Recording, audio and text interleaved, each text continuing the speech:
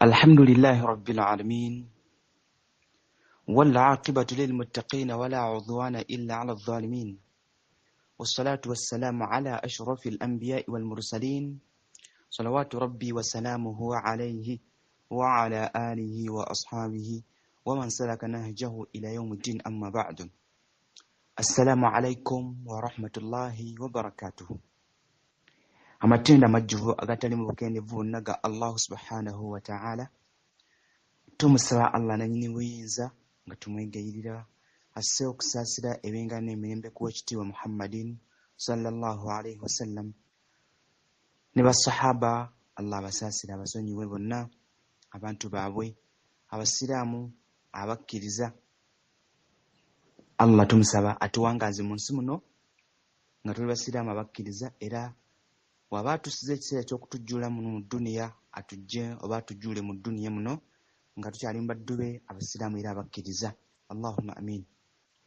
Mikwano gyange mwenna abatuwuliriza tubeebaza okufaayo ennyo okubeera nti munoonya okumanya. Olwaleero teri muntu ayinza kwekwasa nti munnange ate nze okumanya muzadde wange teyanfaako, teyampeerera, teyakola ki. Ebintu bingi by'okoze olwaleero by'olina naye nga byonna tebyasinziira ku bazadde bo nti baabikuteekera ne babiteeka awo n'osanga nga weebiri.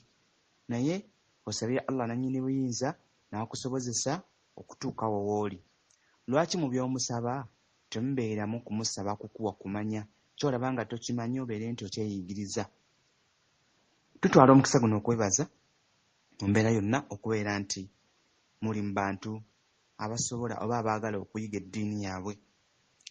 Olunaku olwaleero biiznillahi ta'ala tulina ekibuuzo kyaffe, ng'ekibuuzo kino tulabye nti kano ke kaseera osanga akayinza okuba akatuufu mu budde buno okuba nti tukiraba. Tugenda mu mwezi ogw'ekitiibwa, omwezi ogwa Ramadan, era ng'omwezi guno gwa nkizo. Nkakasa buli omu alina engeri gy'agweteekeddemu. Naye ekibuuzo kino kyabuuzibwa ku zimu ku mbeera ezituuka ku baddu olw'obusungu obungi, olw'embeera eba emutuuseeko, n'asalawo asabe emu ku dduwa nga zino. Ekibuuzo kino kyabuuzibwa Sheikh n'abeera ng'akyanukula mu lulimi Oluwarabu, naye nga kyagwa mu bimu ku bitundu eby'ensi eno mwe tuwangaalira ne mu bitundu bya bannaffe aboogera olulimi Oluwarabu. Kakati munnaffe omu yabuuza ekibuuzo kino. Lwaki twagadde tukyanukule bannaffe tukiddemu tuganyulire omu ffenna olw'obukulu obukirimu. Nkakasa buli omu bw'anaaba akifunyeemu insha Allah. Yagamba oli nti yabuuza omubuuza nti nali azaamanyizibwa omu ku bakozi abasirikale nti natwala empapula zange, ndowooza kwali kuwaba musango. Bwe nazimuwa empapula zange n'aziyuza, bwe yaziyuzaayuza nze neekakasa bulungi nti anjazaamanyizza olw'omusango gwe nawaaba, empapula zaayuzibwa. Omusajja agamba nti mu kuli azaamanyizibwa okwo fadaawutu, n'ensaba nannyini buyinza Allahu subhanahu wa ta'ala nti omusajja ono nga bw'ayuzizza empapula zange, naye nsaba Katonda naye amuyuzeeyuze. Ndowooza owulidde, yali azaamanyizibwa awaabye omusango, empapula omusirikale aziyuzizza. Onaagamba nange ng'omusajja ono bw'ayuzizza empapula zange, ye Allah nange nsaba omusajja ono omuyuzeeyuze nga bw'ayuzizza empapula. Agamba waayita akaseera oluvannyuma lwa myaka nga 2-3 omusajja ono n'afuna akabenje k'emmotoka, yafuna akabenje accident. Bw'atyo omubiri gwe ne guyuzibwayuzibwa, yafuna akabenje, omubiri gwe ne guyuzibwayuzibwa. Baatuuka n'okubeera nti omusajja ono tebaasobola kumanya omutwe gwe guliwa, amagulu ge galiwa, kwegamba nga abetentuse. Teyasobola kunaazibwa wadde okuzingibwa, wabula bapaakinga mu paakinge nga bw'olaba nga ka container oba ekintu mwe baamuteeka ng'ekibokisi, omuntu n'abeera nti aziikibwa mu mbeera eyo. Kati nannyini ekibuuzo kino yabuuza nti sireka nfuna obuzibu oba nina musango ki mu ekyo okusaba okwo kwe nasaba, nina ezzambi mu kusaba okwo kwe nasaba? Sheikh n'amwanukula era ekibuuzo naffe twagadde tuganyulirwamu kuba ebintu bingi munnange ebitutuuseeko ebikutuuseeko niweerayo omuntu akola ekintu banobeera ng'oli azamanyiziddwa mu mbeera naye kiki ky'oteekeddwa okukolera omuntu ono, omusabira dduwa ki, y'ono omusajja dduwa gye yasaba afunamu omusango kuba yalaba nga kimukutteko. Sheekhe yayanukula ng'agamba nti ekibonerezo kyonna oba omusango gwonna omuntu gw'abeera azzizza kaobeere nti omuntu ali azaamanyiziddwa. Mu kuli azaamanyizibwa okwo ensaba gy'ateekeddwa okusaba talina kubeera nti esukka. Ate era omusajja ono ensobi gye yakola ey'okuyuza olupapula olw'olwo eby'empapula z'oli abaffe yali akakatiddwako, yali agwanidde okubeera nti asabirwa edduwa eno ey'okubeera nga Katonda naye amuyuzeyuza omubiri gwe ng'oli bwe yayuza olupapula lwe. Seeka ne yeesembesa obujulizi mu Qur'an ey'ekitiibwa. Aya seeka gy'osooka okwesembesa yali nti Allahu subhanahu wa ta'ala yagamba nti wa in aqabtum fa'aqibu bimithli ma uqibtum bi wa in sabartum Allah subhanahu yagamba nti wa in sabartum khayran lis-sabirin.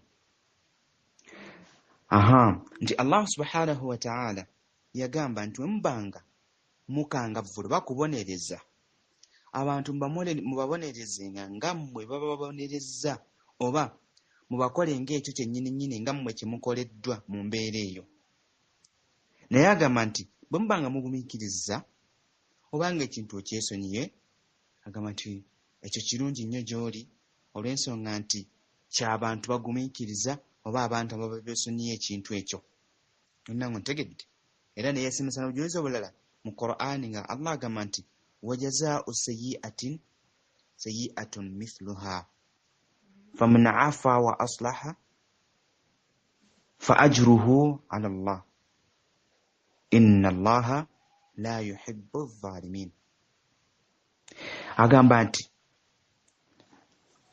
empeera y'omuntu oyo abeera akoze ekintu ekikyamu naye akola ekyo ekikyamu gwe muteeko ogusooka kyabeera akoze naawe era ky'omukola omuntu oyo.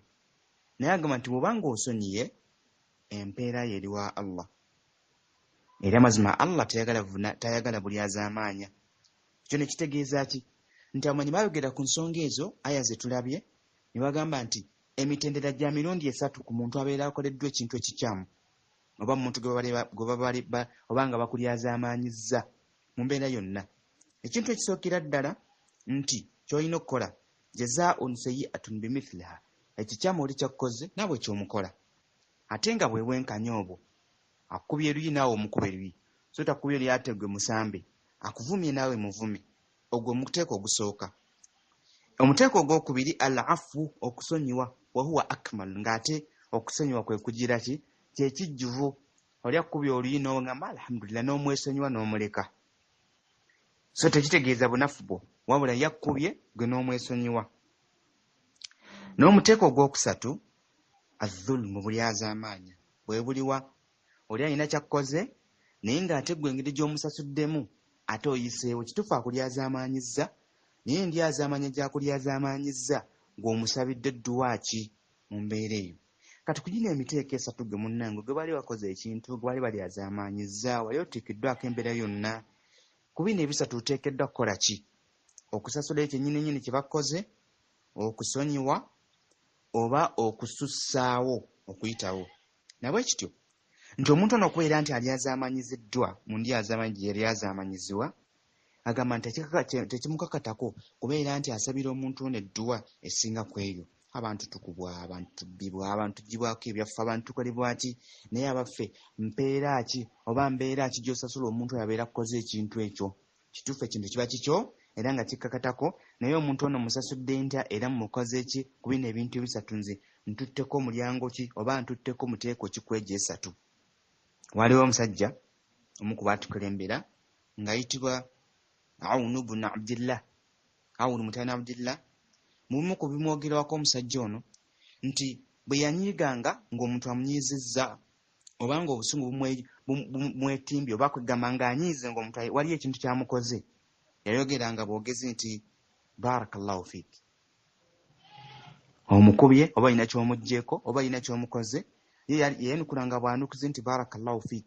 nga okusabisabizi nti Katonda akugire ki akubarake kitegeeza ki nti yali alina kyayagala mu muntu ono kubanga omuntu ayinza okukola ekintu ng'oli yayuza olupapula olw'omusango ayinza okukikola nti yakikola mu bugenderevu oba tekikola mu bugenderevu oba yayina embeera endala kakati gwe nojja osaba eddua kusinziira ku ekyo ky'obeera omanyi mu kusaba kw'obeera osabye oba osasudde jeza oseyi atumbimi oba osasudde ku ekyo ky'abeera kukoze naye abaffe toyiseewo asonyiye afuna ki ate bw'oba oyiseewo ofuna ki ku mbeera eyo ekyo nno munnange kye kibuuzo ekyabuuzibwa ne mukadde waffe oba muganda waffe oyo naffe ne twagala naffe tugenyulwe okusinziira ku buli omu ekyo kyazzaakolebwa oba kyazzaakola abaffe kiki ekyali kikutuuseeko ye omuntu era akutuusizaako ekintu ekyo wamusabira dduwa ki ye kiki ekyaddako oluvannyuma lw'ekyo mu mbeera eyo mu kaseera kano ke tulimu olwaleero nti ffenna tugenda mu mwezi gwa kitiibwa mu mwezi gwa nkezo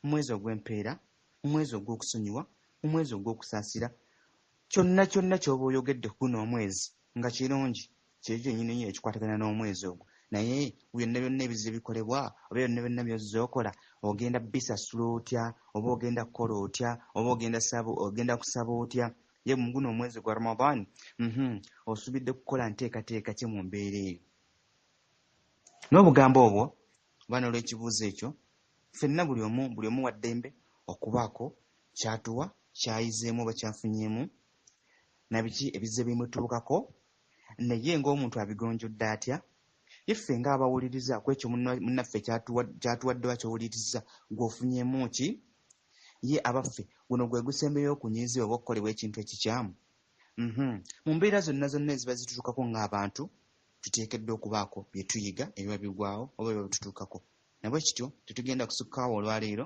katusabe nannyini buyinza atteeke mu badde abakkiriza era atusobozese okusiiba omwezi ogwa Ramadan ogw'ekitiibwa era Allah atusonyiwe mu byonna ebyo ebikolwa n'abaddu be abeere ng'atuddiramu era tweddeko tutereeze enniya zaffe tweteekereteekere omugenyi waffe nawe ekityo tubeere nga tukola tawuba eya sikyaddira ku bye tuzze tukola wamu n'okusonyiwagana mu ebyo baddu bannaffe oba bantu bannaffe bye baba bakoze mu butanwa oba bye baba bakoze mu bugenderevu tubeere nga tubeera n'omutima buli omu gw'aba asazeewo okubeera nti munnaamuyisa mu mbeera eyo naye nga buli omu asalawo ekisinga okubeera ekirungi oba ekisinga okubeera ekirungi eri omuntu oyo ku lw'obulungi bw'obusiraamu bwaffe wamu n'abantu